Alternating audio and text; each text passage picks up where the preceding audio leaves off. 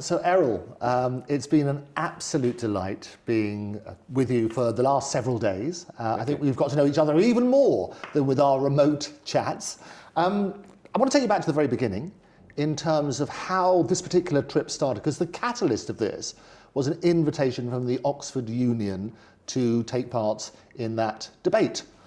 When did that come about? About 2 months ago, I was asked if I would be prepared to debate at Oxford Union. So I said, yes, fine, I'll do it. And they've had a rich history of prime ministers and influential figures and so on and so forth. And the motion which you had for this particular one, I brought the motion card with us here, was "This House believes Africa must evict its colonial masters." Which is an interesting premise because they start on that sort of basis. You very kindly invited me. I was delighted to be there with you. Yeah. Talk to me about your experience. Well, the topic was, I think there's probably a Latin term for it. You know, it was a pointless topic because there are no colonial masters in Africa, and certainly they haven't been for a very, very long time. The colonial masters we knew were the British, and then before them, the Dutch in our part of the world, in South Africa. And further up in Africa, it was the French, the Belgians, I imagine, and also, again, the British, Germans, and, I imagine if you go right to the top of the Romans, 2,000 years ago. There are none. So it was a topic that seemed to have no starting point. However, they started on the opposition, or rather the people who were for the proposition, started on the basis that all white people are racists. Yes, they said that a few times, didn't they? Yes. So I couldn't quite understand what they were getting at. Right. And there was nothing that you could really answer because it was really for the proposition side, actually nonsense. It was just utter nonsense. And they went on and on and on and droned on and on and on. And a lot of it made a person feel quite uncomfortable because it wasn't, it was like a sort of rally, of people, I don't know, of some sort of peculiar church or something, or peculiar political or church or something like that, Yes. And so being on the sort of opposition to that made you feel whether you shouldn't perhaps sort of sneak out, So I'll be back shortly. Yes, exactly. You run to the airport. It's going to be good. So I didn't do that, but I had my preparation. I'd made a preparation. My opening point was that the whole proposition is pointless. There's no point to this proposition, and I had a lot of things to say, but I just felt, well, there's just not really much point. It was like being in a church of happy clappers or something, and then sort of coming up with, deep philosophical points or something to a bunch of people who are all clapping and going woo woo woo, So it sort of made no sense at all. So I just cut my little speech short, pointing out to them that they may be referring to the 10% of the South African population, which consists of whites and what we call the mixed race people, the coloureds and the Indians, that account for about 10% of South Africa's population. Right.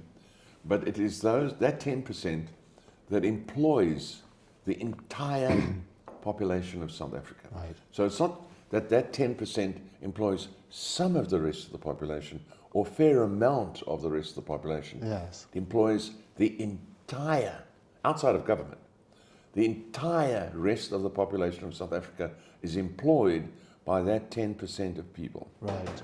Also, that 10% of people are the farmers, the Dutch farmers, who have raised farming to a level greater than they ever knew in Europe. Mm-hmm. So with the extensive lands we've got there. And so they produce food which is extremely high quality, nothing like GM or anything like Yes. that, and much of it, and very inexpensive food. So we pay for food in South Africa, at least somewhat like a tenth of what you pay in the UK. Right. It's hard to believe. It is incredible, isn't it? Well, you know, I heard on the TV this morning that sirloin here is £50. I don't know if it's a kilo or a pound. There you go. You should eat Kobe beef. That's even more. But yes, Anyway, it's £50. Yes, it's a lot. A pound or something. Yeah. In South Africa, it's £5. Oh, is that right? Yeah, £5. Well, actually, yes, it's probably £5. Right. Probably less, actually. Yes. So, and then it's better quality. Yes. In South Africa, Yeah. better quality. So the result of that has been that I don't like talking colour, but let's say the black population, Yes. which in 1910 numbered about 800,000 people, black people in South Africa,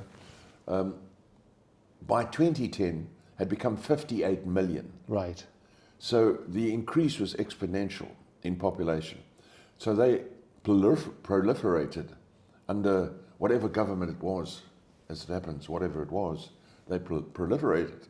And the whites, coloureds and Indians, on the other hand, numbered about 400,000 Yes. in 1910, but by 2010 were only about 6 million, and whites probably only about 4 million. Yes. So, more linear, in terms of increase in numbers. Yes. And it's interesting, as I say, we listened, I think you made some, just basically set out the facts.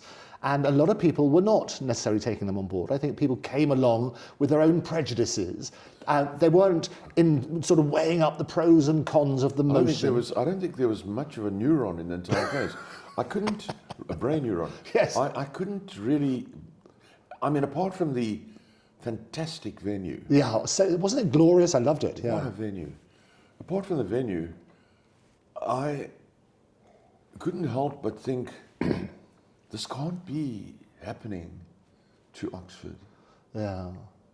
This can't be happening. Because you'd think people would approach a debate with an open mind. Isn't that the idea? Well, that of course. No, not necessarily. They could come there with their prejudices, ideas or whatever. It doesn't have to be prejudices. But they could come there with their own minds. I might go with my own mind, Yes. my own ideas. But you listen carefully, or you give each side a chance, or Yes. listen to the various ideas. You don't stomp your feet and shout and scream and so forth when anybody says something that's not quite to your liking. Yes. well, I was very tempted to stand up and say... I saw you. I was tempted to stand up and say, I bet there's not a single person here who's come in with an open mind. Well, no, you don't have. They don't have to come in with an open mind. But there's not a single person here who seems to behave in a way you might expect them to behave. Right, courteous to the other person. Yeah, Is that right? Or to come to learn anything. Yes. Or to perhaps assess, whether something is being mentioned that they don't know about, Yes. or something like that. But no, it was a rally, a rabble, like Yes. like a lynch mob. But it did. Did you feel uncomfortable? Yes, very. Yes, I actually I haven't felt like that for a long time. Maybe the last time I felt like that was when I had to give a speech once when I was still a student at university. So Right. we're talking about the last time I felt like that was in the 60s. Is that right? Good heavens. And what was that occasion? On that occasion, oddly enough, it's an interesting thing. When you graduate as an engineer in that university, you have to you have to study psychology and industrial psychology. Yes. So that you're prepared. You can't just be a technical, Right. monkey or something. Yes. You have to be able to talk to people. And so you have to do psychology, you have to do industrial psychology, and you have to give a speech. Each Right. final year student has to prepare a speech, non-technical, Yes. about something. Yes. To the assembled class. And on my time, I decided, because I've always been I've always been interested in the interesting things. Yes. And I was at an Afrikaans-speaking university, and at that time, they were really lauding it, the Afrikaners. They were at the peak of their success. Right. And you know, and much of it deserved. I didn't agree with apartheid, but at any rate, so I decided that my topic at the speech would be, what is an Afrikaner? Okay. It's a very big debate, Yes. you know, because if, you know, in as much as, if I may say, if a person is slightly, I don't know what the right term is, but if you are slightly coloured, it's assumed, I notice Yes. in the press and everything, it's assumed you're black. Right. And with Afrikaans people, at that time, if you're only slightly English, it doesn't matter if 99 or 98% of you is Dutch, Right. but you're 2% English, Yes. you're English. Right. You Okay. see. Yes. So it's quite difficult, really. Right. And quite weird. It's changed a lot. Yes. But they were very deeply, I suppose you call it again, prejudiced, you know, against the English. But at any rate, so my topic was, what are Afrikaners? What is an Afrikaner? Okay. Whoa. So many people came that instead of having this talk to my fellow students, which Yes. is the About normal engineering. thing, Yes. Okay. we had to move to the biggest hall at the university. Oh, fantastic. How big was it? How big was the hall? Oh, the biggest hall at the university. Yeah. At the time, what they called the Letterengebouw, which is the library building or something like that. But it's a very big hall. 100 people, 200, Oh, 300? no, 1,000? 600. 600 people, okay. Oh, yeah, Right. 600 people easily. So that hall was crammed full, and where people could stand, Yes. they were standing, you know. Very So good. seats were taken and Yes. the rest were standing. And I was up on this very high stage and I gave my talk. But what I did was you know, somewhat cowardly, I suppose, I chose 3 famous people Yes. who had commented on the Afrikaners positively, and 3 famous people who had commented on them negatively. Okay. And so one of the people that had commented positively on the Afrikaans people was Winston Churchill. Right. So he was one of the people. He greatly admired the Afrikaans people. So much so, as you know, that he even established the so-called commandos during the war, named after the Afrikaans commando. Yes. Yes. So, I gave the speech. I thought it went down quite well. It's like taking me off the hot. Right. But eventually, I was finished. There was no clapping, big murmuring, and then one tall, goofy-looking guy stood up and said, "We don't," in Afrikaans. Yes. "We don't want to know what they think. We want to know what you think." Oh, right. So anyway, it was very. This was a sort of, let's get him. You know, let's get him. Let's punch him. Let's climb up there and pull him down and punch him. Really, you know. So, so 600 people. Okay. Well, I mean, 600. But the atmosphere was tense. Not good. Right. You know, these are people who were still mourning the loss of people in the Boer War. I understand the hurt. Who saw their uncles and fathers die in awful in Ceylon. Awful, yeah. And Saint Helena, never to see their country again. So what was your answer then to that question? Well, I was rescued. The dean of the faculty, yes, very famous, actually Afrikaans, but German extraction Afrikaans, Hyman. Very well-known guy in the technical world because he had several published papers on high-tension transmissions. But anyway, he stopped everybody. Right. Very tall man as well. Yes. Very imposing man. Scary sort of guy. Yes. And he said in Afrikaans, wait. He said, "I want to tell you something. I want to tell all of you something." Yes. And so, of course, they're a bit frightened of him. So they calmed down. So he was in his white lab coat. Yes. You know. And he said, when I finished my studies, you know, everybody wanted to know something about this guy. It's about the first time he ever spoke about himself. Right. He was like one of those, oh my God, you know, people, you know.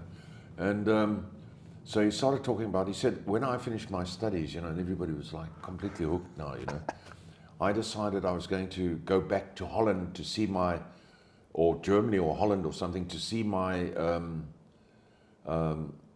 ancestors' home. So he spoke about Holland. So although I say his name he had a German name, Heyman, you know. Okay. But anyway, he said he went back to Holland to see his ancestors, perhaps on his mother's side or something. And in those days, you took a ship. Yes. You know, so he got on the ship and left Cape Town, and they went on the ship all the way, and then he got to Rotterdam. Right. With the first stop, and he told the crowd, they're all listening because they were desperate to know all about this extraordinarily strange professor, you know, and he said, I got off the boat, and then I went down into the town of Rotterdam. I spent 3 days there, and he said it was the worst 3 days of my life. Is that right? He said, I didn't understand these people. I didn't know, the food they ate made me sick. Oh no. Yes.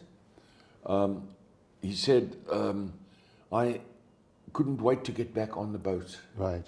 And the next stop was more or less, unfortunately, Southampton. Yes. So the ship went on to Southampton, and there he was not too keen, you know. But he got off the boat anyway, he said. And he spent the next 3 days, the best 3 days of my life. He said, these people were just like me. They ate what I ate. Ah, there you they go. spoke like I spoke. Yes. And I had a wonderful time. And so the lesson that I'm trying to give you is you have to do a little more, you know, sort of be a little more, think a little more Yes. about what our background is, where we've learned, who we are really comfortable with. In fact, everybody was very happy with that. Yes. They're all smiling, you know. Good. You know, he's right. The English are not that bad. You know, if you boil it down. Yes, boil it down. I mean, they also eat roast potatoes. There you go. Roast beef. Roast beef at a highly inflated price compared to South well, Africa. in those days, very It's cheap. about the same, yes. But no, that was the thing. He calmed everybody down. Everybody was Good. very happy, very happy. And I think that's the point, isn't it? Because if people, that's why you talk about an open mind, if people approach it and say, actually, let's hear all sides. I turn around and say, get all the evidence from all sides and separate facts from opinion. Yes. Because then you can make an informed decision. Yes. And we live in such a toxic world at the moment, where there's all about negativity. Well, yes, it's not so much. Well, you know, they tried at Oxford Union. You might say they tried. Everybody was afterwards. It was photos all. Oh, they loved you. You were absolutely selfies they here. were all the very people that were stomping Yes. their boots at me. Yes. And such like were all clinging to me. You know, if it was woman, it was forward at a time. You know, and it was the most vociferous Yes. guy about that he wants and he's going to do in the Caucasians. He's going to Yes. do them in. Yes. He's the first one who came and rushed over to me and said, picture. Yes, a bit worrying when he rushed over to you. Say, it was worrying when he's going to do in the Caucasian and rushes over to you. You must have been a bit worried. No, I wasn't worried. No, I tell you what, I didn't have time. Yes. He came over so quickly. Yes. He was quite a big chap. Yes. He's Oh, actually I bigger than remember, me. yes. He's about your size. Yes. And he came over to me. Yes. You know, quite fast, pushing his way squarely through the crowd, yes, not sideways. absolutely. Pushing his way through the crowd. Immediately the thing ended. Put his arm around and said, "Can I have my photo with you?" Which was kind of weird. And not weird. I mean, I was relieved, obviously, Yes. you know, to see that, you know, at the end of the day, they were just venting. Well, I think but they're venting with a predictable pattern in the same way as they pick that motion. It's rather like the motion, as you say, that this house believes Africa must evict its colonial masters. As you say, the motion is flawed. It's like, when did you stop beating your wife? You know, Yes. If you never No, beat asking your somebody wife, that, yes. I never beat my wife. No, exactly. What are you talking about? Exactly. No, but And that's what you were it's like- saying. It's like, when did you stop beating your wife? And Yes. as we go on, I'd like to move on now, before you've had a chance to say anything. Exactly. You know? No. But look, I certainly thought it was okay doing it. Yes. It was interesting. It's Why a did you phase do it? at the Why did you do university. it? Well, I mean, they asked me. I mean, Yeah. first of all, I mean, Oxford to me is, ooh, Oxford. You know, fantastic. People say, oh, I went to Oxford. Ooh, you know, don't tell them where I went. Yes. Better keep quiet. You know, I might have gone to Durham. Ah, yes. Thank you. Yes, absolutely.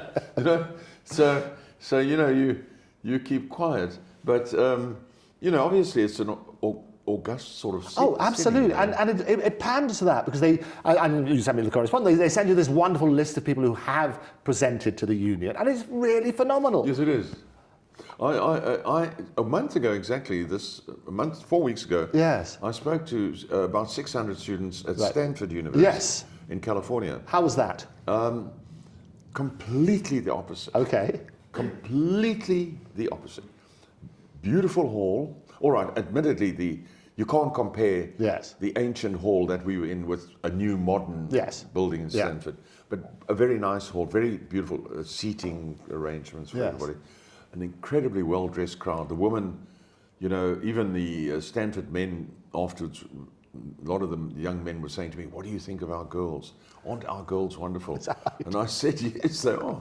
So all these girls at this event, of all, you know, mixed, you know, if you want to talk race, mixed Yes, race. right. Not you know, maybe 50% maybe, you could say white people. Yes. The rest not. And a lot of Chinese people, a lot of people from all around the place, Indian people, you know, Right. and so on. And Iranian people and so on. And, but extremely well dressed Right. for this event. Everybody's very well dressed. Yes. And when I say, I don't mean the men didn't wear ties, but they were maybe golf smart, Yes, you know, yes, or something yeah. like that. But the girls would like dressed to impress. something good. Yes. And you know, just I've got photos. Yes, you sent me some. Absolutely I saw them. Yeah. And I prepared a speech for that, and I never got around to the speech. It was just actually, you see, the people there don't really know anything about South Africa. Right. They really know almost nothing. Yes. They know as much about South Africa, even though they're postgraduate students and so on, as you know about South Caledonia. Right. Okay. Yes. You know about South Caledonia. Well, as much as I know about South Africa, absolutely similar. Well, thing. South Caledonia is a province of France, Right. in the South Pacific. There you go. You know, nobody knows about There it. you go. Yeah. So anyway, so I decided to give a short talk on against Doge, Right. against DOGE. Yes. In other words, it was such a short talk that as a student, Yes. I managed to get a job before I went to university in the government, Right. although I had no qualifications. Right. All I ever did was make tea. Yes. And I got paid. But without that job, I wouldn't have been able to. Elon would never have existed. I Yeah, would have had to right. go to some technical institute for apprentices or something, Right. far away. But because I had that job, which was a complete waste of government money to pay me, Yes. you know, what I got at that time, very small salary, but it was enough for me to live on, and so on. It was a waste of government money. So therefore, sometimes you can waste government money, and it's for a good reason. Yes. But I never got around to that. Right. The moment I sat down, there were two moderators, Right. I think they call them, one on each side. I think that's what you call them. Okay. Is that what you call Well, I don't know. You're having two of them. Who moderates two, the one on each moderators? side. Yes. Okay. them? And quite different people as well. Yes. Different sort of people. And they just came at me right away. Oh, really? Yeah, with questions, Oh, I see, question, okay. question. And I was like, you know, this one, that one, this one, that one. Yes. And, you know, the crowd was very, the smiles were terrific. Oh, good. And so it really went well. And then we went over to the crowd for questioning. It wasn't a Yes. debate. Right.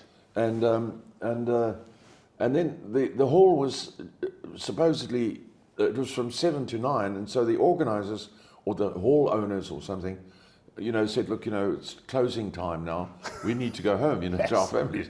And so the crowd was still very keen to carry on. So we left the hall and went to the parking lot. Right. So the entire crowd came to the parking Yeah, lot. you sent me pictures from the parking lot as well. They were still following you, weren't you? Yeah, Like, the whole crowd came out to the parking lot. The whole crowd. and you spoke to them in there? Yes, we continued. It wasn't as easy because we were all standing and that. Of course. You know? But it also enabled them one by one to get photos Yes. and ask questions. But the questions just never stopped. Yes. You know, what is the lesson they need to know the most in Yes. life? And what was your answer to that? Well, I said, I think I said, I did say to the one, if you find the right girl, don't do something that will make you lose her. Okay. You know, Is that which good? what That's a happened to life me in my lesson. life. Is that- And so I had the right girl, yes. May, you know, Yes. and I, you know, sort of did something that made me lose her, which is stupid. But at any rate, but I also gave them other answers like, there's no need to have any bad friends. Yes. You know, make sure you're on good terms with everybody, especially your brothers and sisters. Right. And things like that. Not great philosophy, but anyway. Oh, no, it's good philosophy. Well, you gave advice, talking to that, you gave advice to the Oxford students. Do you remember what you said to them? You said, read books, is what you... Yes, yes. So it was, they asked me, what do I recommend to the students that were in that hall? Yes. My Just 10 seconds, because I them, think this may have stopped. No, it's fine. Is it? And that one may have stopped? Making funny noises? What it does, after 5 minutes, it will just, the screensaver comes Oh, on. very good. So there you go. every 5 minutes you'll see me touch the screen. Perfect. There we go. Sorry, Errol was making interesting noises. no, it's me, my phone that's doing it. Oh, it's your phone, is it? Yeah, Okay, I'm no, just that's all right. We like this. Yeah, so we're talking about the advice you gave them, and the advice you said to them is They read asked me books. what advice do you give the students of Oxford. I said, Yes. Read some books. Yes. A bit of a rude answer. No. Well, I think you were entitled to. I mean, I felt they were wonderful people to talk to. I had an opportunity to speak to them over the black tie dinner, which was glorious. And some really brilliant characters. I'm sure the world is going to be interesting. I was just, I'd say, disappointed is what I would say about the level of openness, if you like. So that's what I like with a debate. And sometimes what we do as barristers, you have to argue the opposite of what you might think.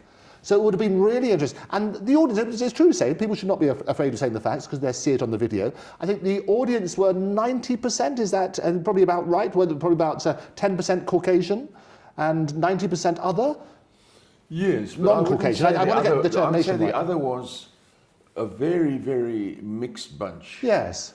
From Indians, Yeah. Iranians, people of all, yes, which is good. It's just to say, and this is what people are so worried about. A lot of those sort of people came to me and said, "Thank you so much for what you said." Oh, absolutely. And people are scared when people dance around how we classify people. Even when you use the word coloured, yes, people went, I shouldn't have used that. No, but you can explain it. And I think that what's important about this, the way we solve a lot of the world's issues is by understanding.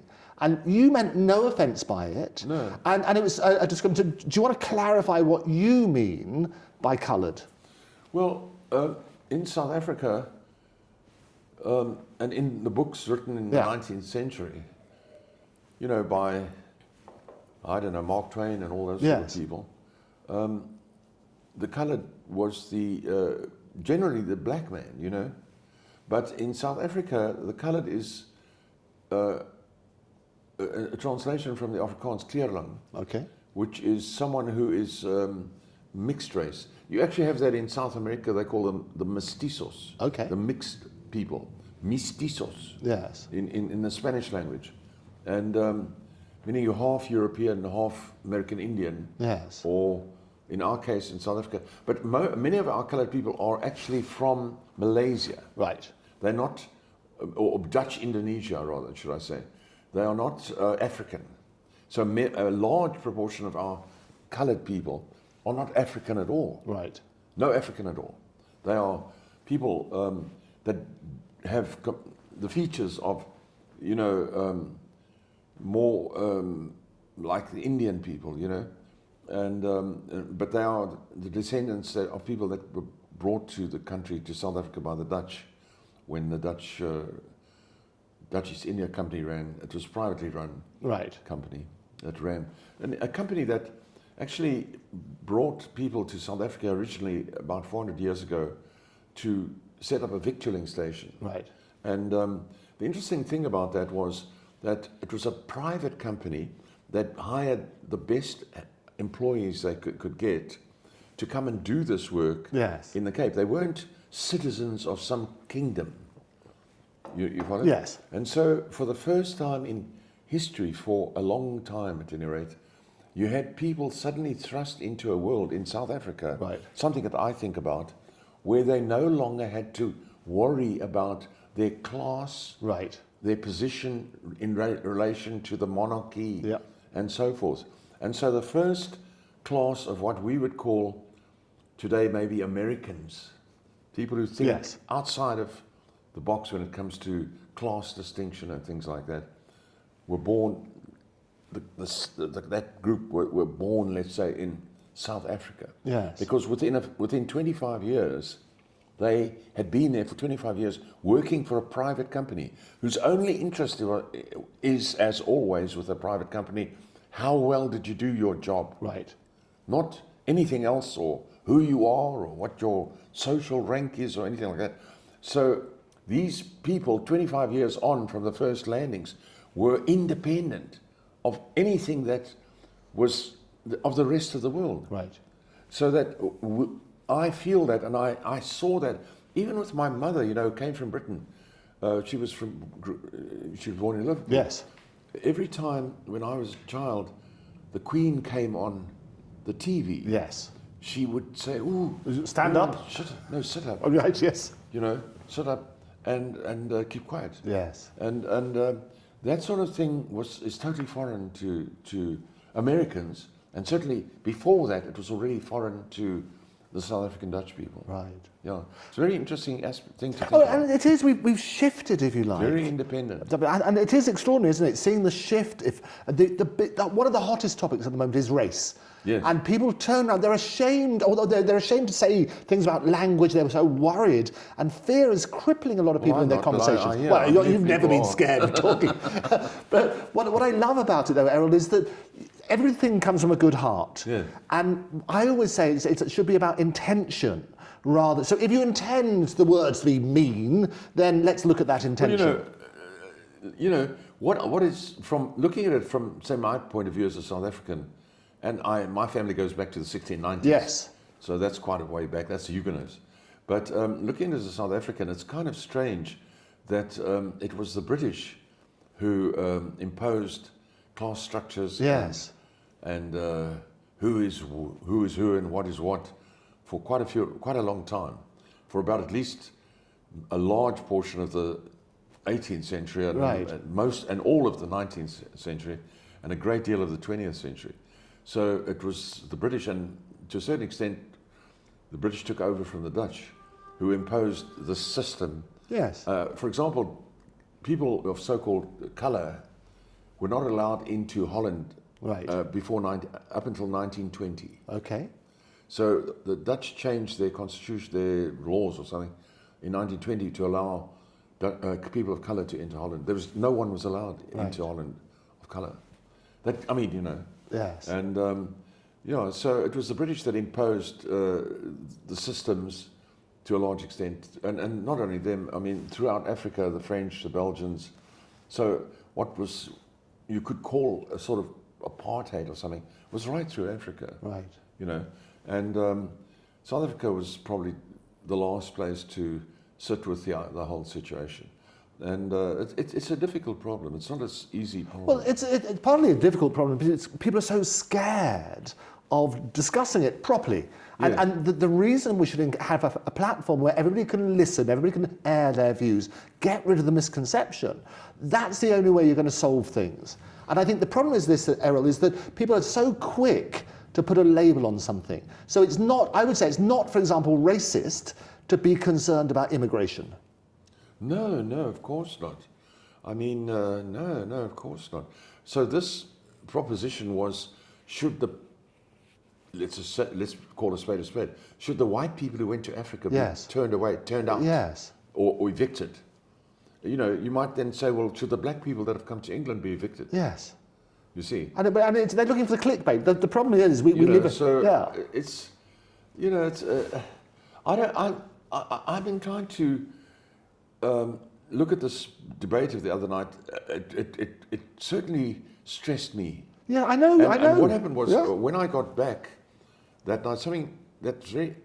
I'm lucky enough to be fairly strong and healthy at my age, and I woke up the next morning with my pillow covered in bright red blood. Oh, really? Yes, and it was obviously a half a cup or 3/4 cup, maybe a cup of blood. The pillow had to be destroyed. Wow. Because a vein in my an arterial vein, I would imagine, in my brain ruptured last night. Oh my goodness. And it came out of my nose in the bed last night. That was what happened following. Through the stress? Yes, I would say so. Yeah. Did you see a doctor? No, I feel all right. Has that happened to you before? No, never happened. The only time I've ever seen that happen was my grandfather, when I was about 10 years of age. Right. My grandfather, on one occasion, it happened to him in a restaurant. But that's the only time I've ever seen that. And I'll never forget that. You know, he was sitting with us at a table, and suddenly he tried to get up. Yes. He was only about 64, 65. Yes. And he tried to get up to say, I need to, you know, Yes. leave the table. But in the process of getting up, he fell back, the wall behind him, and suddenly it blew out of his nose and onto the wall. Good heavens. Well, you know, it's what happens. You know, so he was all right. He did. Well, He went on for another 10 years. Well, 10 years. You're going to go on for much longer than that about longevity. But it's worrying, though, that the stress that they put you under, because you're always very eloquent. We understand exactly your point. Well, obviously put me under stress. And it's concerning, isn't it? So as I say, the intelligent people there's some of the best brains in the world are supposed to go there, very charming over dinner. But to put somebody else under that sort of stress is wrong. Their talk was very inflammatory and hate speech. Yes. Total hate speech. You know? I mean, it was... Which you wouldn't get away with it being the other way round. To say... and that was the phrase, we mentioned this, all white people are racist. That's what they said. Yes, but on and on and on. Yes. On and on, but not much more firmly than what you just said. Yes. More, let's get him. Let's all go and get him. It was a limit. Well, yes. So you sit there. So much so, I remember you sitting a few seats. I was coming away from me. Yes, yeah. I saw you jumping up a few times. Yes. You're a huge guy, saying, "Hey, this is not right." No, but it wasn't right. And I don't that think, was you. It was. Because I probably was you and me both, and that was it against the mob. And they just, I really. You know, you're a big champion, yes. but they just ignored you. I know it weren't quite right too. I mean, that's understandable. You did get up a couple No, absolutely. Sort of almost, hey, you've got to stop this. It should be a point of order. And as I say, we debate all the time. That's what you do as barristers. But don't put the opposite screaming and that was yelling horrible. Who yes. the hell? I heard you because nobody else heard you. No, exactly. But they weren't going to listen on that sort of basis. That was interesting. Exactly that sort of thing. And I think what happens here, and this is the objective, the way we're going to solve the world is to encourage conversations. Jaw, not war, as they famously say. Yeah. And we're living in a world where we're talking about clickbait. And it's P.T. Barnum who turned around and say, if you want to draw a crowd, start a fight. So they know. Yes. But at the end of the... but what I was going to say a moment ago... Yes. After the debate... It couldn't have been better. It was lovely, wasn't it? You know, it couldn't have been better. Yes. The place was just oozing with love and friendship. Yes. From one side to the other. Yeah. Because they're used to it. Didn't you see it? Yeah, absolutely. So it's rather like a stage theatrics. We talk about this on the world. Something staged. Yes, it was totally stage theatrics. Everybody's going to come with their prepared speeches, and some very eloquent speakers, some of whom, without being funny about it, whether it was the acoustics or whatever, I couldn't quite hear. Is that fair? Not only that, as they spoke, the people would stomp their feet and scream, yes. I was like, I'm sure they would do a sound effect without the language. I don't even know what... I don't think they could have heard what he was saying. No, there were some... They just liked the fact that he was waving his arms around. Yes. Or something like that, you know. and the one who stuck him on, we will show them, you know. I mean, and then the crowd going mad, you know, and you're sort of thinking, I think while they're doing this, I'll just go under the chair. You did it once. Sneak out of here. You did it one stage. Do I want to do this instead of you? You think afterwards they're going to say to you when they try to tend to your wounds later on. Yes. Why didn't you think of escaping? Yes. Well, I didn't, you know. Well, no, but I am concerned. It's the first time afterwards, it was. I mean, the very people it was lovely. who had made all these incredibly horrible insults and such like. But it's how you deal with stress. I'm concerned about this blood thing. You should get yourself checked out. But I'm concerned that the stress was so great that it gave you a hemorrhage or whatever it is. That's not good. It definitely gave me a hemorrhage. Something, because it came out my nose onto the pillow, but deep red, bright red blood. So it's arterial. Right. And from the brain. And Yeah, so it's just one of those things. You just don't put yourself in a situation like that again. It's called, other people, sometimes people in a situation like that get a heart attack as well. We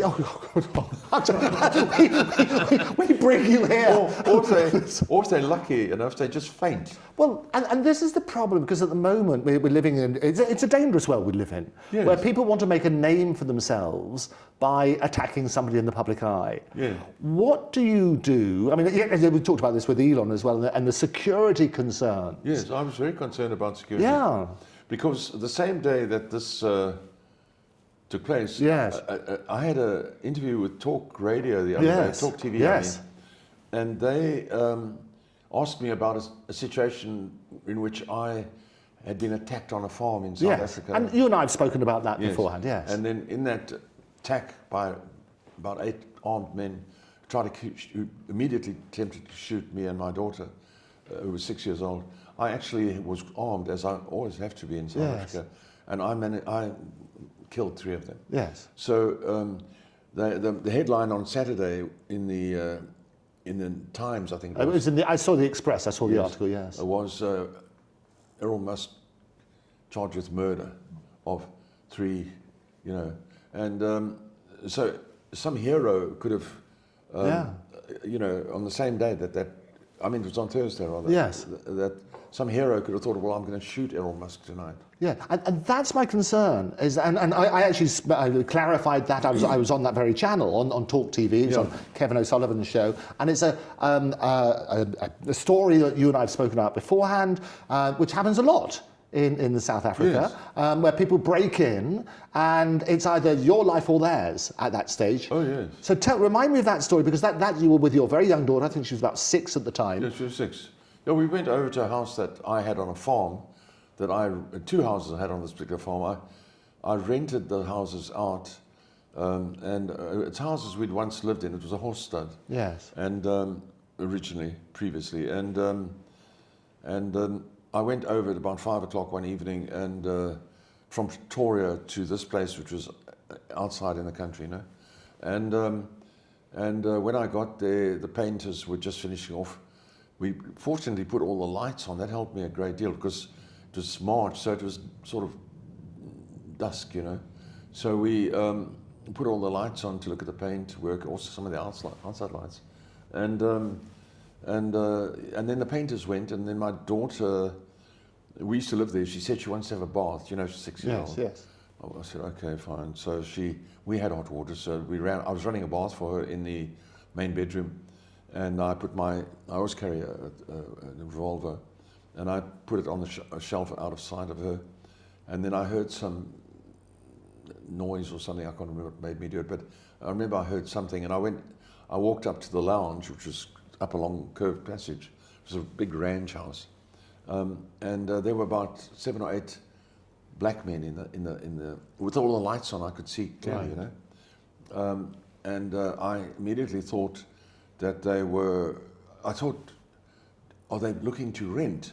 Because the one in the front actually had a black jacket on and a black tie and a white shirt, sort of more like dressed, I noticed him. I didn't really notice the others that much. I noticed him, I remember seeing him. And he looked at me with a big smile, and I had an electric fence going around, which I'd actually built around the whole property. A 2-meter high electric fence. And it did occur to me, how did you get through the fence? How did they get through the fence? That occurred to me, I think so,